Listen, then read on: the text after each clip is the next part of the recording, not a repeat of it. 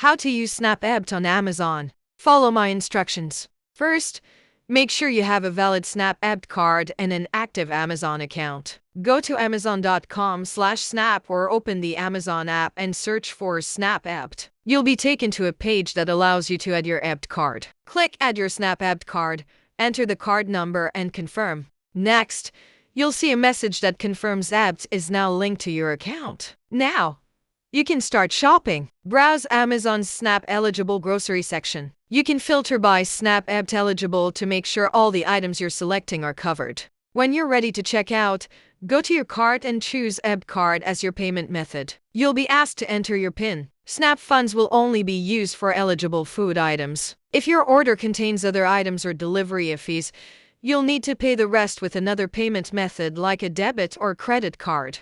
You can also set up your EBT card for recurring grocery deliveries or shop through Amazon Fresh and Amazon Pantry in select areas. Keep in mind that SNAP does not cover shipping, so look for items labeled with free delivery if you don't want extra charges. Amazon makes it easy to shop online with your SNAP benefits securely and conveniently.